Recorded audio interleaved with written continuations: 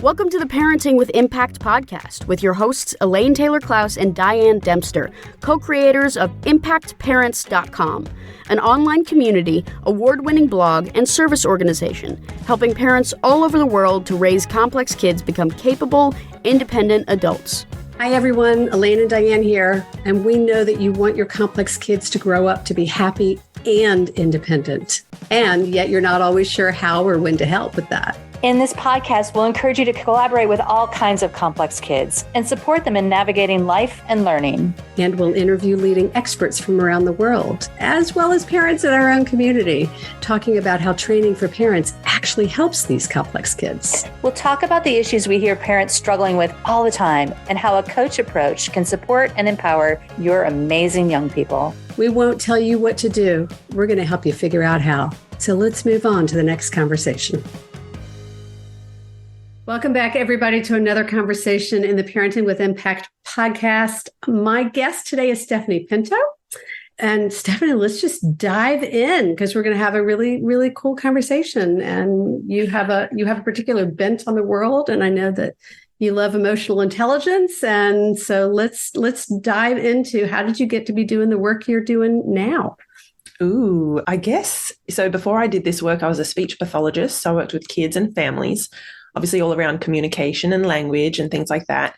And I kind of noticed that a lot of the families I was going to see in my practice the parents were struggling not only with how do they sort of teach their kids how to communicate and things like that, but also how do we, I don't want to say fix, but at that time it was probably like, how do we fix these emotions? How do we fix my child's behavior? You know, they're disruptive, they're not listening, they're melting down.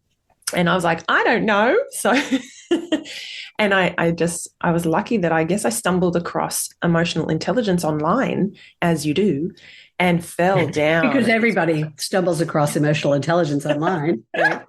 I do think I had someone in my circles who was posting about it. That was probably it. And fell down the rabbit hole, loved it. And I was like, what is this thing? Emotions? Like, ew. So yeah, I just, it was a gap in me, but I also saw it in a lot of families. So long story short, there we go. And so how did you shift from being a speech pathologist? I don't know what it is there. Here we would call it L, there are letters for it. But how did you? SLP probably. SLP, right. Yeah. Yeah, I think, so I wasn't on mat leave. I don't think that was around. It was just after I had two little kids and mat leave, folks in the U.S. would be maternity leave. Go ahead. Sorry, yeah. It's really fun, actually. I've interviewed Stephanie a couple of times, and it's always fun to kind of like translate Australia to the U.S. Yeah.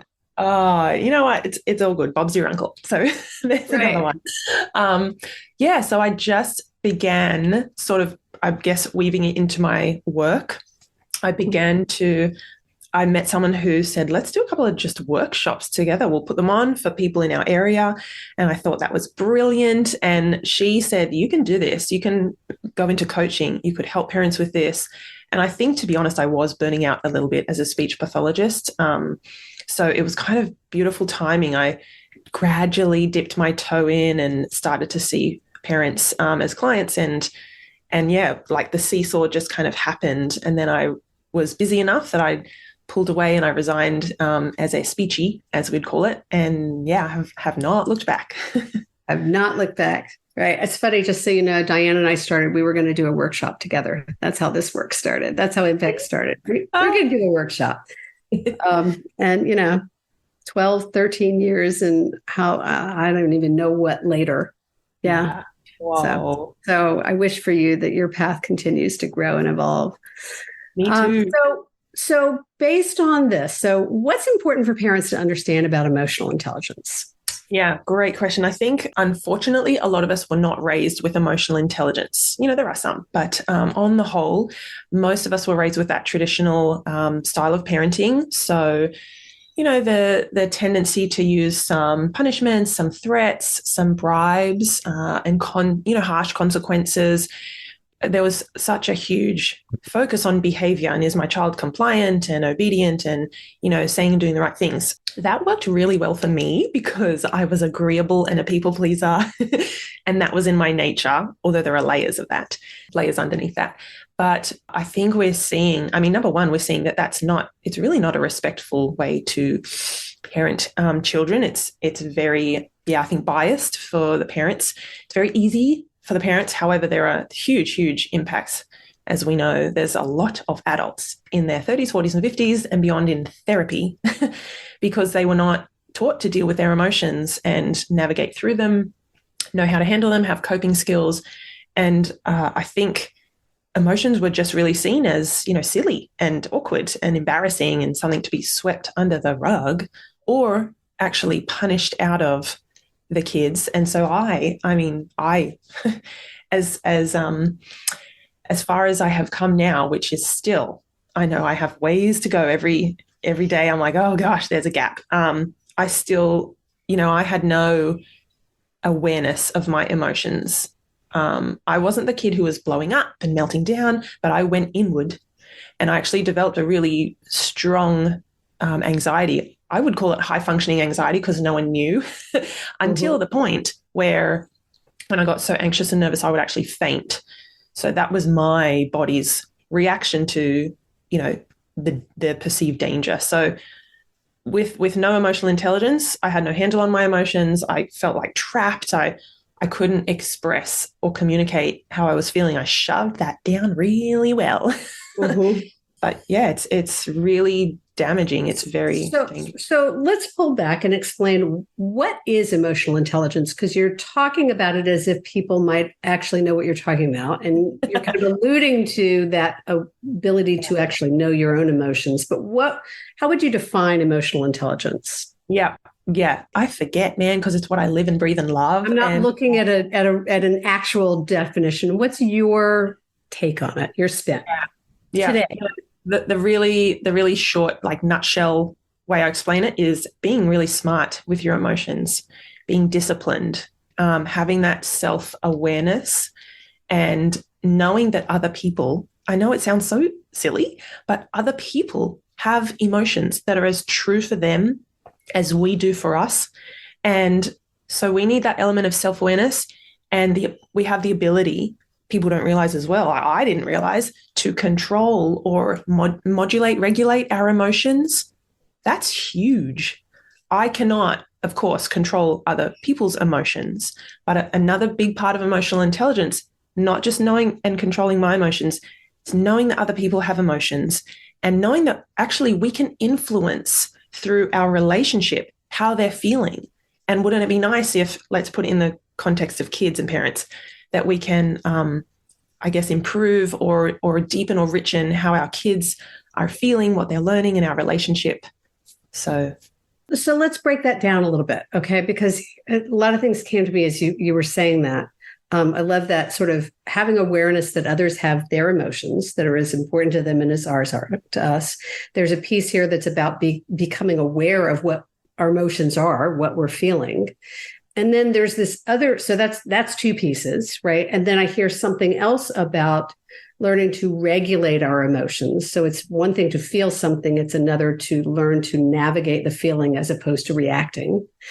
And then I hear something else about how we can actually influence how others are feeling by how we behave in relation to them, knowing that they are feeling beings too. Those are kind of four pieces. Did I hear all of that? Yeah, it's a lot, right? You're right.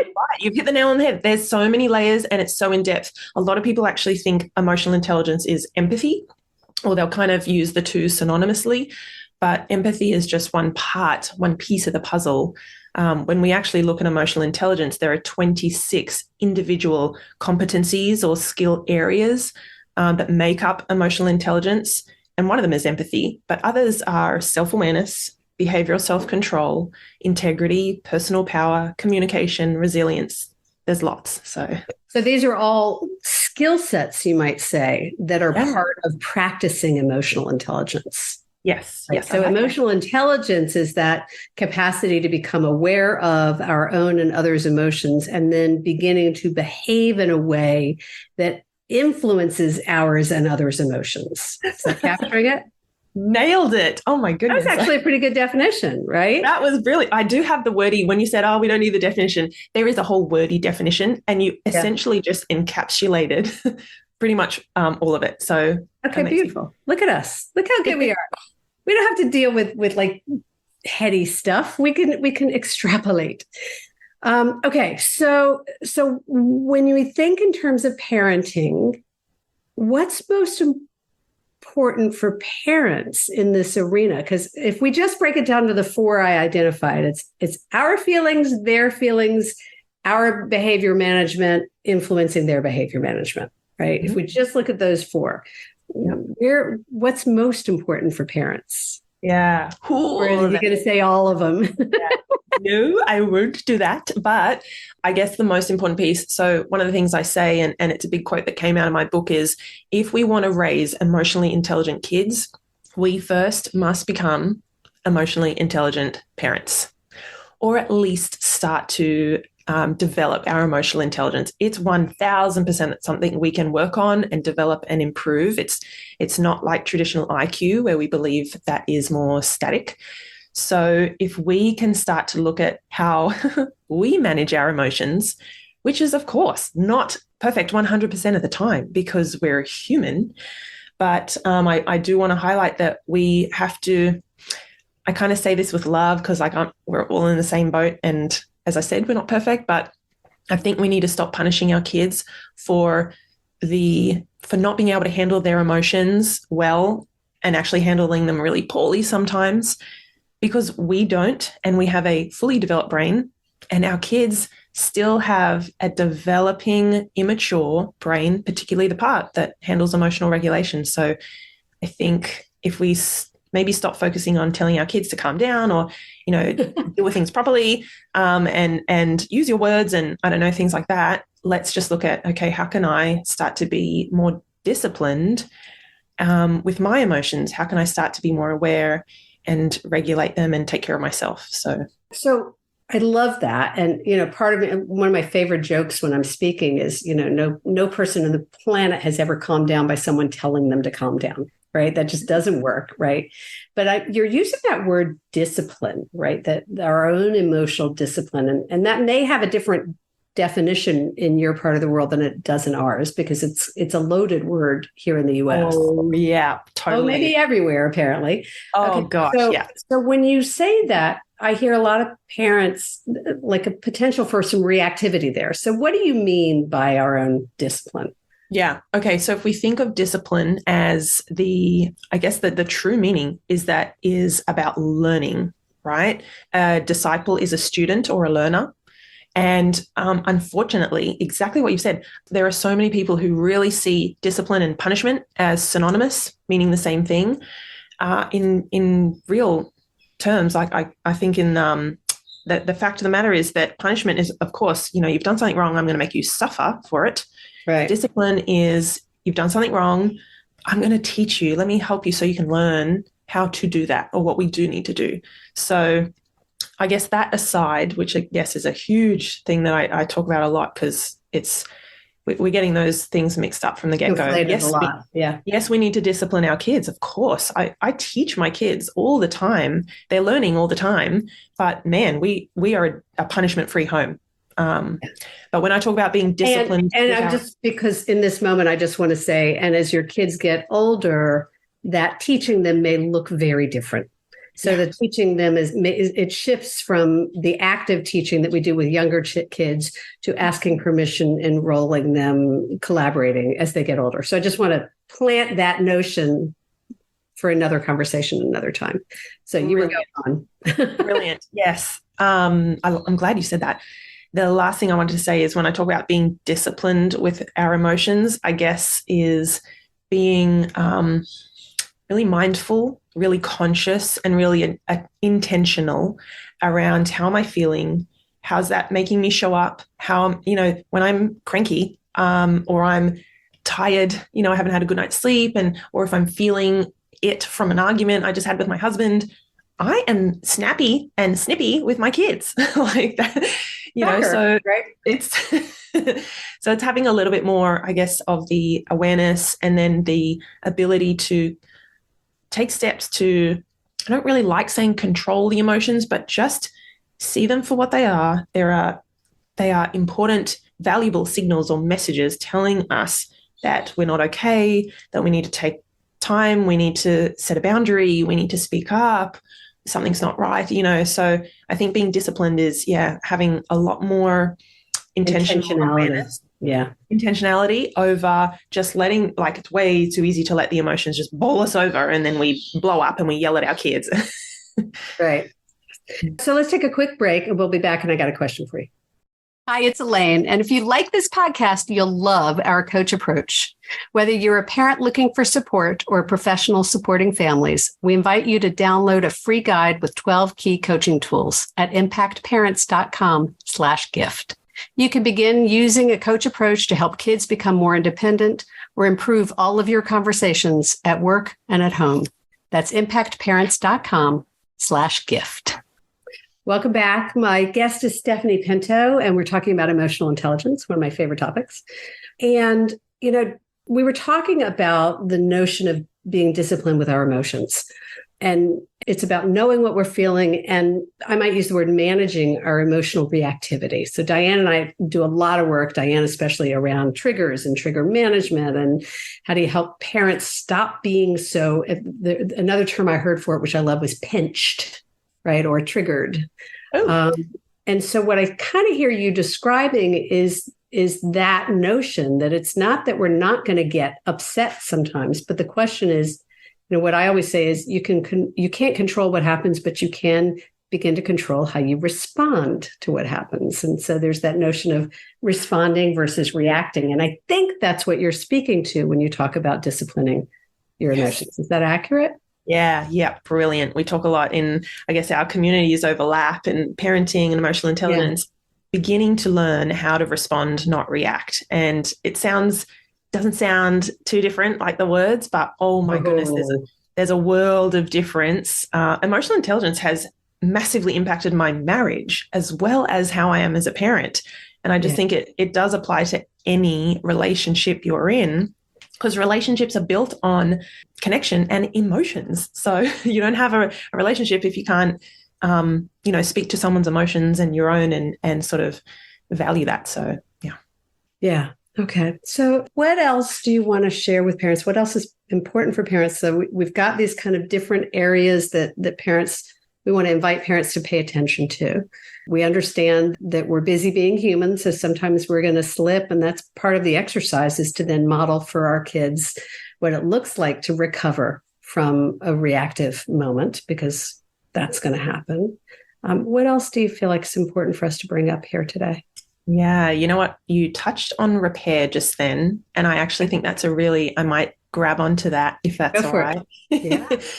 Because as you said, there are going to be times when, as much as we might be loving this stuff and reading about it or listening to podcasts, we will have a moment where we say or do something we regret, right?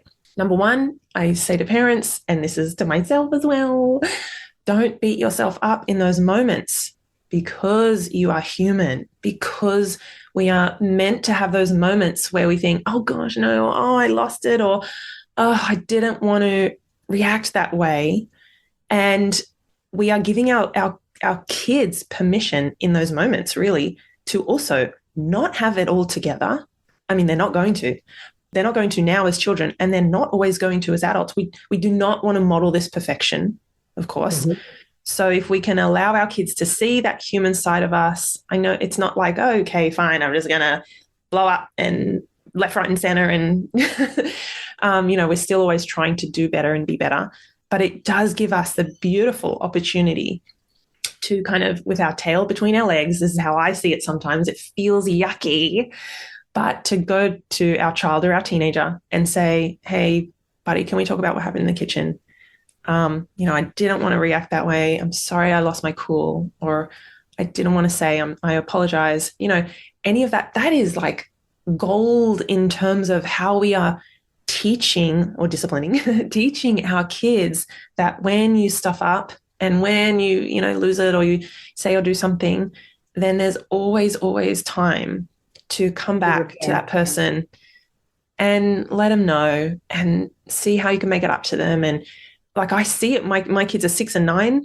And my oldest is obviously, more switched on and more thoughtful, and just his personality too. And even last night, this just came to me. We had a moment and we were both snappy in the kitchen. He had stayed up late on his computer, which was fine. But then he wanted to read the book that we read before bed. And I said, buddy, it's already way late.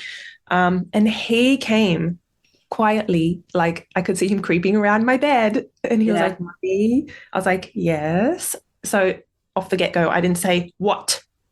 I was like, yes, because I knew I felt terrible. He was trying. Yeah. He was the first one to apologize. I was like, God. So he said, Mommy, I'm sorry. I was just really wanting to read we had a conversation. Yeah. And I thought, that's success. That's a win. Like if he can do that with his mates, or maybe a girlfriend or a boyfriend one day. So I know it feels yucky in the moment when we get triggered or pinched and we lose it, but giving ourselves some beautiful self-compassion and then thinking, okay, what can I do now? Where can we grow from this? Like, let's move through it. I think that's beautiful. So two things come up that I want to highlight. One is this is kind of the author's message moment, which is what you're saying is so spot on, right? Is we're going to be human. We're going to make mistakes. We're going to be reactive. It's how we handle that's so important. And I do want to say to parents, if you notice that you're doing it a lot and that you're spending more time apologizing than you are connecting or anything else, notice that. That's a sign that you need some additional help to help you learn to navigate it. Some of you are going to do an amazing job just hearing this, thinking about it, learning from it, and down escalating. Like I'm thinking about a couple I was working with, I was talking to today.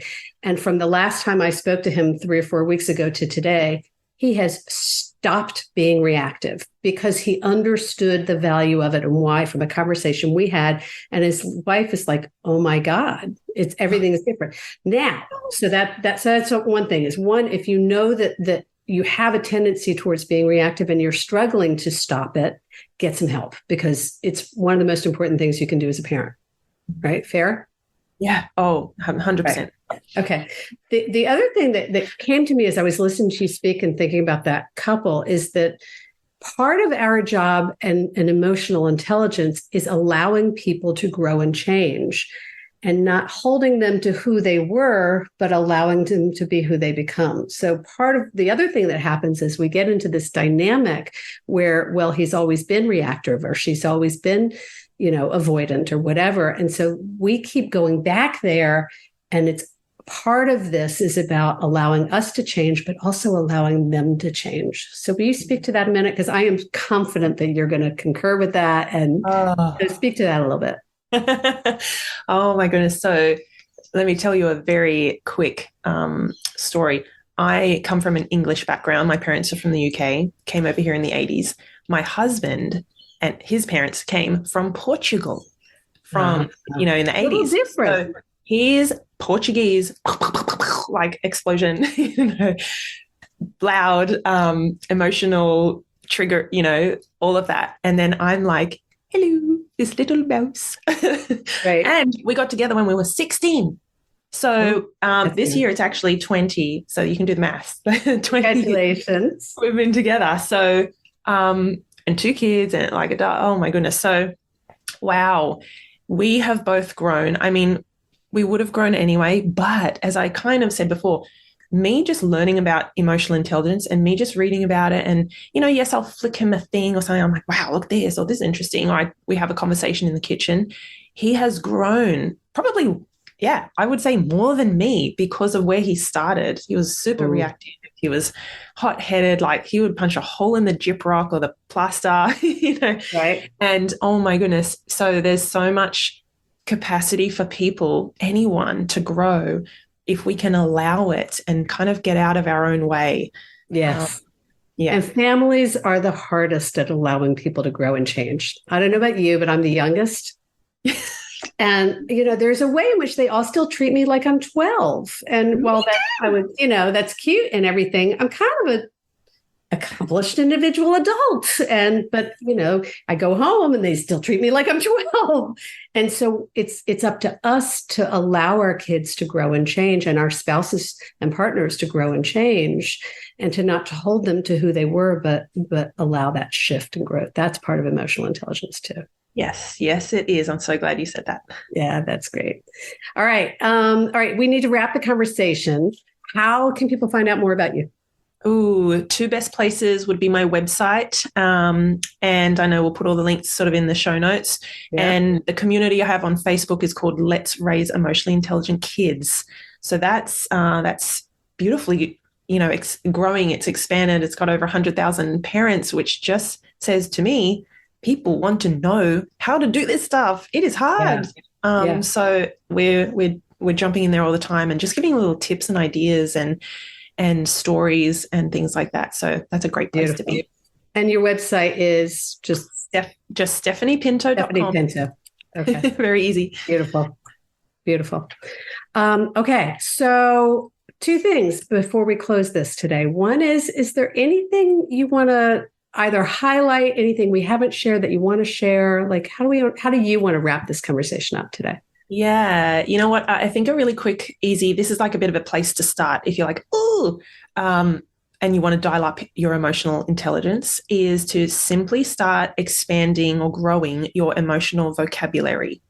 So a lot of us have happy, sad, angry, pissed off, and we actually don't have the depth of emotion words that can actually describe how we're feeling, which will then help us to know, what do we do about it? How do we handle this? And how can we move through it?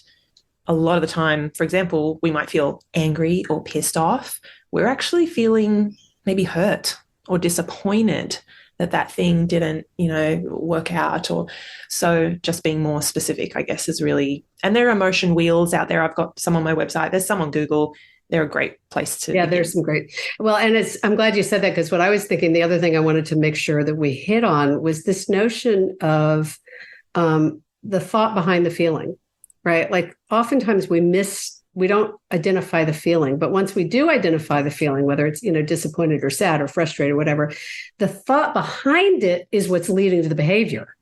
Ooh, right? Yes. And so we also want to be aware of, what is that feeling? What are we thinking about when we're feeling that feeling? But that may be another conversation another time. Yes. Awesome. So, Stephanie, thank you. Do you have a final quote, a favorite quote or motto that you want to leave our listeners with?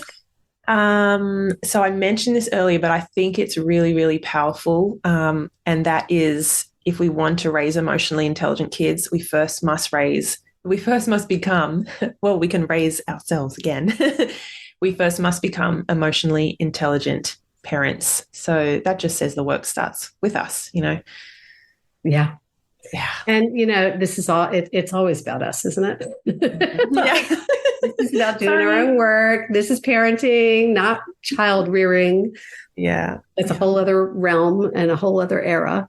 And this is about doing our work and becoming the conscious, intentional adults we have the capacity to be. Mm-hmm. Thank you so much. I've so enjoyed it. Yeah. Thank you for being here. Thank you for what you're doing for yourself and for your community, and for partnering with us in the ways that you have. It's been a pleasure and will continue to be. Thank you. To those of you listening, take a moment. What's an insight or a takeaway that you're taking from this conversation with Stephanie? What's one aha or gem or awareness that you're bringing forward with you into your world? And perhaps, is there some action you want to commit to doing with that? What's one step you might want to take as you apply that insight into your life? What do you want to do differently from here? And as a reminder, always, you're here, you're engaged, you're listening, you're making a difference. You do make a difference. That the role that you play in the lives of your kids has a profound impact on who they are and who they become. So thanks for doing what you're doing. Thanks, Stephanie, for being here. Thank you. And we will see you all soon. Take care, everybody. You've been listening to the Parenting with Impact podcast with Elaine and Diane. For more information on the Impact Parents community or to join Sanity School for Parents, please visit impactparents.com. If you like what you've heard, please share this podcast with friends who need similar guidance and subscribe wherever you listen to podcasts. For the essentials of Elaine and Diane's coach approach to parenting, download a free tip sheet at impactparents.com/podcast. Behavior therapy training for parents is actually recommended as a first-line treatment for complex kids. For information about Sanity School, our training program for parents or teachers, which has helped thousands of families around the globe, visit impactparents.com/sanityschool.